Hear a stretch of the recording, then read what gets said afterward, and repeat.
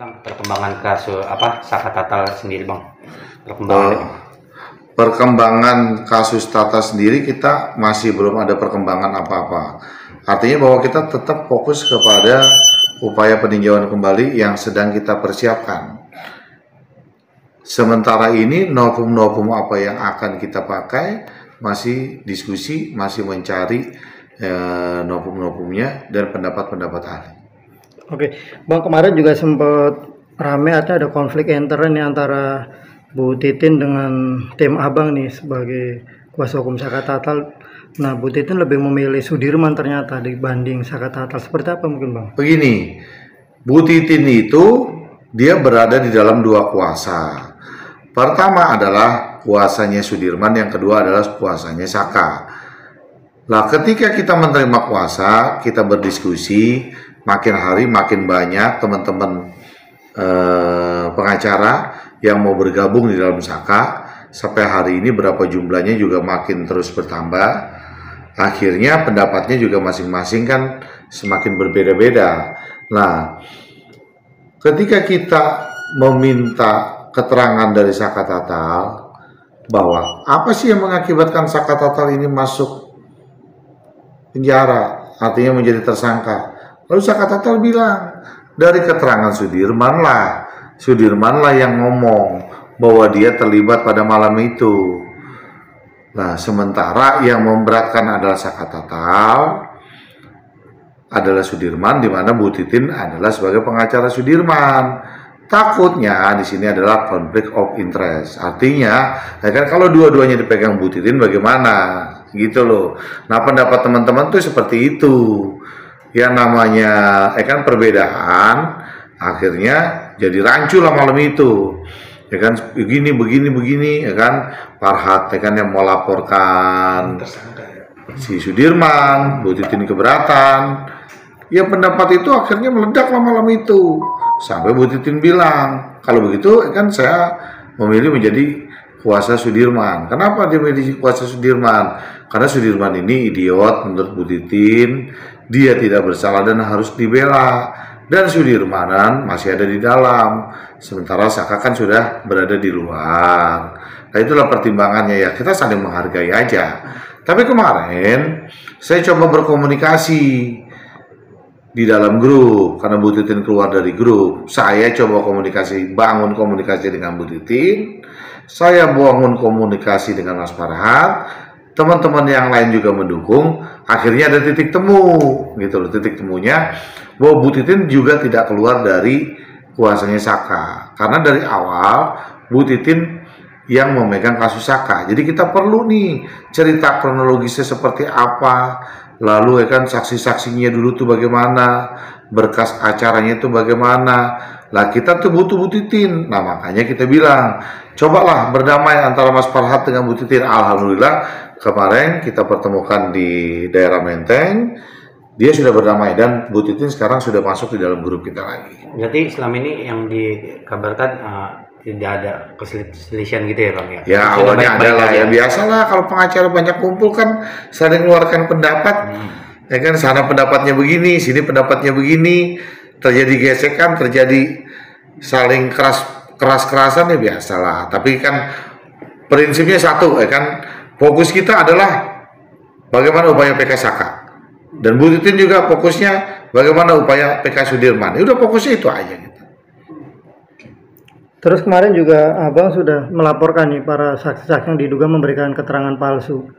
Siapa aja Bang dilaporkan? Kita belum, kita akan mempersiapkan laporan itu. Artinya bahwa hal-hal siapa saja saksi yang merugikan Saka, kita akan laporkan. Kalau Liga Akbar itu dia berbeda. Liga Akbar itu kaitannya tidak bersentuhan dengan Saka. Jadi dalam BAP berkas pemeriksaannya pun juga tidak berkaitan dengan Saka, dan Saka tidak kenal dengan Liga Akbar ataupun Liga Akbar kenal dengan Saka. Jadi dia di luar daripada itu. Kita tidak saling bersentuhan BAP-nya. Bang, kemarin mempolisikan ya Bang ya? Kenapa? Artinya ada rencana untuk mempolisikan kan? Ada, kan beberapa keterangan yang merugikan Saka, kan merugikan klien kita akan kita laporkan gitu. Bang, kemarin juga sempat bertemu dengan Saka terus ibunya di Cirebon, Abang. Seperti apa, Bang? Semakin meyakini bahwa Saka adalah korban salah tangkap atau seperti apa? Yakin, artinya bahwa kita tanya, Bu, ibu yakin anak ibu nggak bersalah? Sangat yakin. Karena itu malam memang Saka berada di rumah dan ibunya meyakinkan. Lalu ibu, bagaimana nih Bu dengan kasusnya Saka sekarang mencuat kembali? Lalu kan dengan kami para penasehat hukum semakin banyak bergabung dalam membela Saka, senang nggak Bu? Ibunya bilang senang sekali. Apa sih targetnya ibu, tujuannya ibu nih dengan mencuat kembali, harapannya apa? Ibunya bilang bahwa dia ingin terjadi pemulihan untuk Saka. Karena kenapa? Karena ibunya bilang dengan adanya Saka, walaupun sudah bebas dan wajib lapor dengan divonis 8 tahun dan dijalani 3 tahun 8 bulan, dia tetap menjadi terpidana. Artinya bahwa yang diinginkan oleh ibunya adalah pemulihan nama baiknya. Kalau pemulihan nama baiknya ini bisa kita dapatkan, buat Saka ke depan kan langkah-langkahnya juga akan lebih baik. Korbannya siapa? Bukan hanya Saka sendiri, keluarganya juga banyak yang jadi korban, termasuk ibunya. Ketika kejadian Saka, ibunya bekerja di satu tempat dan dikeluarkan sama bosnya, dipecat ibunya. Sampai hari ini ibunya bilang ke saya untuk mencari pekerjaan tuh sangat-sangat sulit. Bang, berarti Saka itu udah bebas resmi atau masih ini, Bang? Dia masih bersyarat? menjalani wajib lapor 2 bulan. Nah, melihat perkembangan kan sampai hari ini bahwa situasi ini kan makin kisruh. Artinya kenapa makin kisruh? Coba deh kita melihat, jangan selalu kita dibenturkan dengan polisi. Kan permasalahan ini kan terjadi, kita nih seolah-olah kan benturan dengan polisi, enggak juga.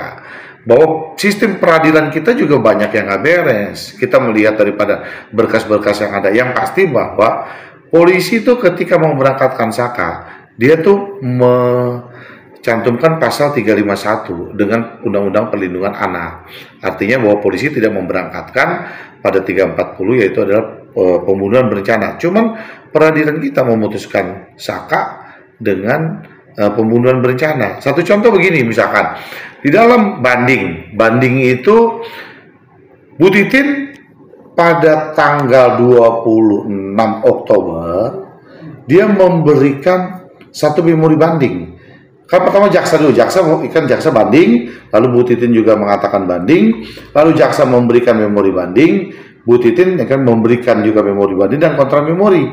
Tapi itu kita melihat bahwa yang diberikan oleh Bu Titin ke pengadilan terregister, tapi nyatanya bahwa memori banding dengan kontra memorinya Bu Titin itu tidak diberangkatkan oleh pengadilan kita, sehingga dalam putusan pengadilan tingkat tinggi di situ jelas dituliskan bahwa penasihat hukum tidak memberikan memori banding atau kontra memori. Tapi sebenarnya dokumen kita Bu Titin jelas memberikan memori dan kontra memori. Ini konspirasi apa yang terjadi?